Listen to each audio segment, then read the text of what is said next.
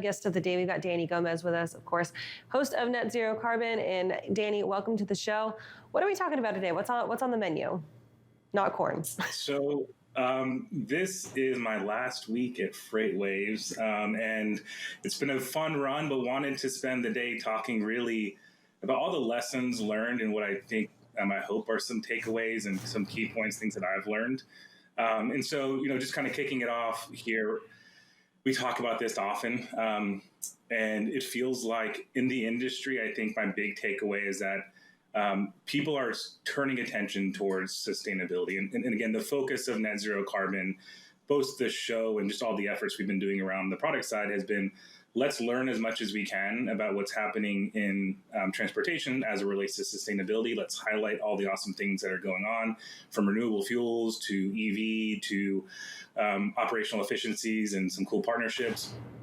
And then let's also develop some products, if there are some, that can help the market. And so, on the learning journey side of things, what we realize is that it's very early, that there's a lot of momentum and groundswell around being more sustainable, but people don't really know what that means practically, right? Like, sure, yeah, let's reduce emissions. Is generally everyone's on board with that. Now, how you do it is a bit of a question mark for a lot of people. And so what we hope that people understand now is that there's a lot of emphasis on you can't reduce where you aren't measuring, so measure first, right? And so we always talk about the importance of understanding where, within your organization, what the emissions are for the different parts of your operations, whether that's from energy you consume, assets that you operate, or third parties that feed into your network.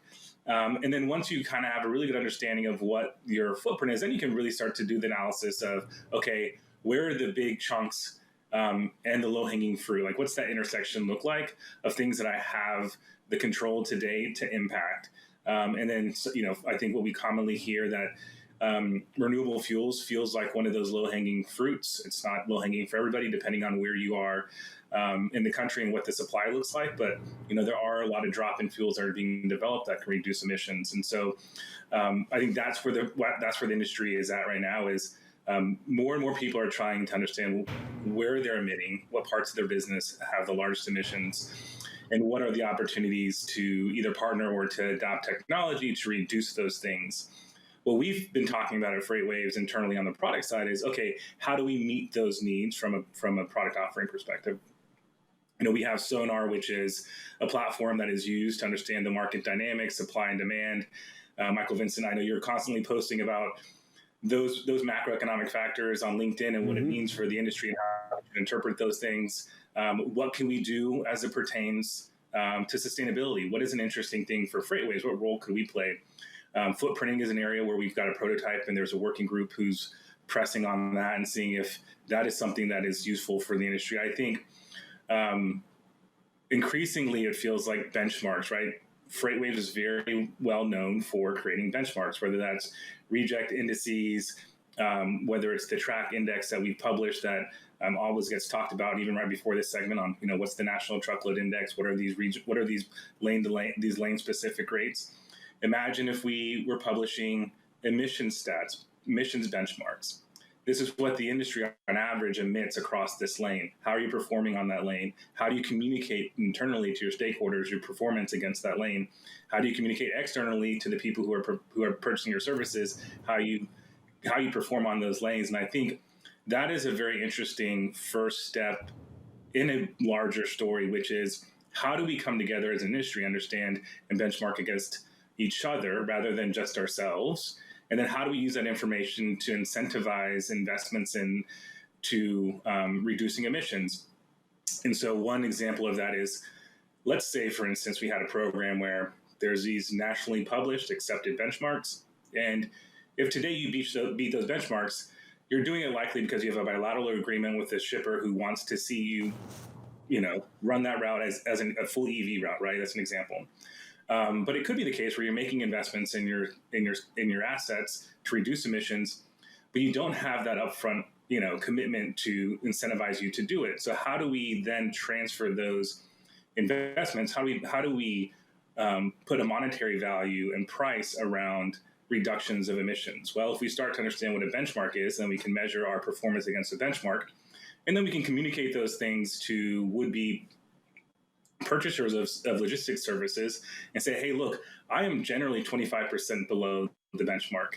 I'm a premium service. How do we start to think about pricing those things? I think that gets us to a really interesting place where we're getting closer to a market-driven, sustainable economy as it relates to transportation. Yeah, it does, and you bring up a really good point, Danny, and that is a premium cost for a lower emissions carrier, right? So you become this. We always talk about shipper of choice, right? And shippers and manufacturers, they've got to deal with extended supplier or extended manufacturing responsibility, right? For like CPG, et cetera, and that type of stuff, for their carbon emissions and their plastics and their pollutions and so on and so forth. Carriers are going to have to deal with that stuff as well, reducing those as regulations come in. Is there a premium, and can you, through the data that you're talking about here in this product, show that you are that premium carrier and command that more premium price because you're going to help those shippers utilize and reduce their carbon emissions through your efforts? That's the hope, right? How do we create an easier way for people to understand the efforts and communicate those things, and to have a trusted? I think what we've learned, and it's very common in the commodities markets, you do need a trusted third party, right? The trust me model is great, and there's hopefully a lot of trust in business. But we often say a trustless approach is much better, where you don't have to say trust me, because there's just data, right? Like the data is what we point to, and you don't have to say trust me. So if we can create a trustless marketplace for transportation, the reduction of transportation emissions and how we price those things, that to me is the sweet spot. So, Danny, obviously during your time here with us, you've been kind of instrumental in implementing some of these dashboards and indices that you're talking about. Of course, you're one of the leading charges in our carbon intelligence product that we put out last year. And of course, now you're following Tyler Cole and leaving us, but you guys are doing big things. As you head out of your time at FreightWaves, what are you most proud about to be kind of the leader? And then what would you like to see your goals for us be in the future? So the work on supply chain, on the carbon intelligence product, which is now living in supply chain intelligence, I think is a great step in the right direction. And it's, I'm proud that we're pushing the industry to be aware. I think there's a lot of external forces as well. It's not just us, right? So we're one piece that's just kind of helping to move this along.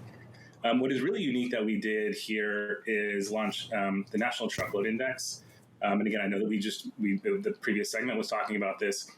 And that is really, again, creating these benchmarks that we can start to understand how do we measure ourselves against their performance. If you look at, again, referring to other more developed commodity markets, there's a lot of efficiency in contracting that's done through benchmark pricing.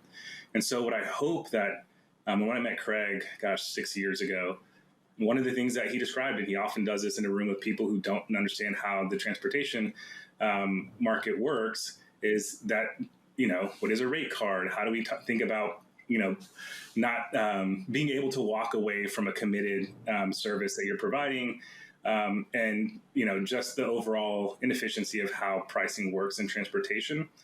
What I hope for NTI, and I think there's a lot of support for, and I know that there's even people within the industry who are looking to do this, is how do we link our contracts to each other? Why has solving through COVID, right, the way that the industry has chosen to solve for volatility and rates is to create mini bids and to do this process that I don't think anyone really loved to begin with more frequently. Yes, they're making it more efficient so they can do it more frequently, but a much better approach is let's get into a 5-year agreement, right? Let's have flexibility on rate so that we don't feel like one party or the other is getting, so far out of market that they choose to walk away from the deal. Let's link these contracts to market and have a more efficient way of being in partnership with each other. And so, you asked what is one of them, that is out and that's real. So that feels, something that we have a lot of pride about. And then there's something we're launching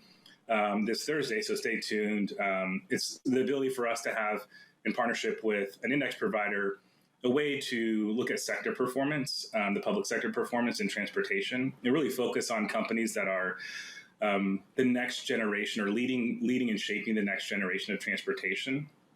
And so that's another thing that will be hugely, I know I'll have a lot of pride in. So, but all that to say, this last year and a half I've been here, I don't think I fully earned my trucking stripes, but I, hopefully earned some sustainability stripes.